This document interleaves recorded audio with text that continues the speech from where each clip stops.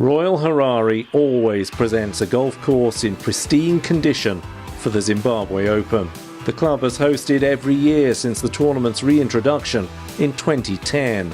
It's an event which means a lot. Zim's probably my favourite tournament the whole year. Probably the one I want to win the most, being my home open. The people there are amazing, you know, they always come out in thousands and thousands. It's probably one of our biggest crowds the whole year. You know, they're out there supporting the guys from Thursday, and it's just so nice to be at a tournament, you know, in part of what we would consider our winter tour, to have such a great following. The hospitality is great out here. I mean, Zimbabwe really is doing a great job for us playing the tournament out here, and yeah, it's always fun to come back.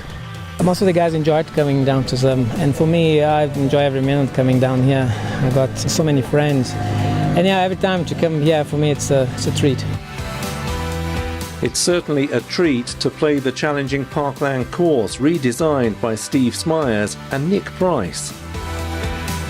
It's a narrow course, so you need to hit the ball pretty straight. If you go a short line into the par fours out the rough, it's still very tricky to hold the green because the greens are firm over the weekend.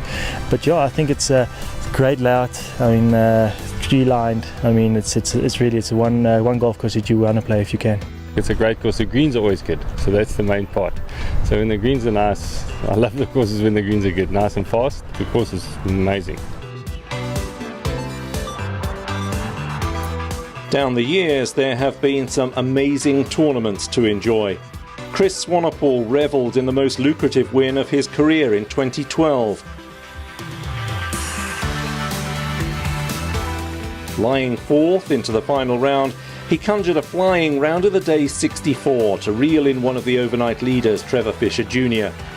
On 15 under par, the two of them needed to be separated by a playoff, and the man who represents the Els Club at Copperleaf edged it for one of his 4 Sunshine Tour wins. The following year, success went to Jake Russ for his 6th Tour title.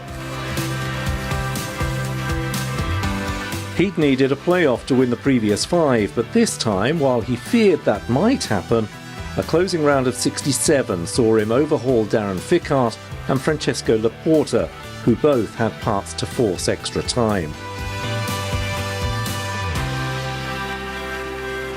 It was a bit of a nerve-wracking finish there at the end. You know, when I came down 18, I didn't really expect. I thought the other two players were 12 under, so I hit my second shot a little bit conservatively, which in retrospect I would have liked to be a bit more aggressive because I was in a perfect position in the fairway. But yeah, things ended a bit tight, but that seems to be the way with my tournament. Jake's in the field again, hoping lightning strikes twice.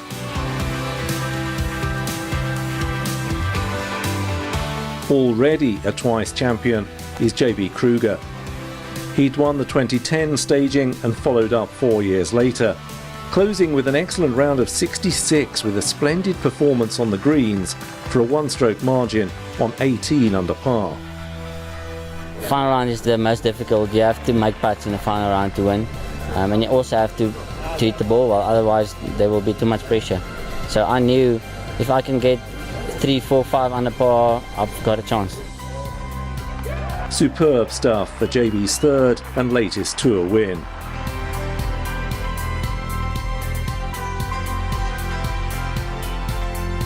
Dean Burmester was to claim the honours in 2015 in stunning style, with a blitz of birdies on the back 9 to reel in Adilson de Silva. A round of 67, and according to one newspaper, Dean then exploded in a ball of emotion. Well, that's been one of my childhood dreams, is to win that tournament. So to win it is beyond description, really. I just had one of those back 9s where I knew I had to go for shots, and I pulled them off. And the one on 18 was probably the shot of my life. And at 150 metres, when the adrenaline was pumping so much that I hit a gap wedge, and to hit it to 2.5 feet from there was just, yeah, it was sublime. That's why I think it was a blur. Walking down to the green, I can't really remember the walk towards the green, but I remember the putt. And yeah, reflecting on that shot, it gives me a lot of emotion and a lot of pride. Great finish for the first of 4 wins that year. Last year, it was the turn of Lyle Rowe. He came from 6 strokes off the pace to record his 2nd Tour victory. Nice to win, you know, and especially being 4-round events, nice to be able to get it done. Playing 17th, obviously there was only the leaderboard at 15, so I hadn't known what happened the last 2 holes. 17, I'd say, I knew I was there or thereabout.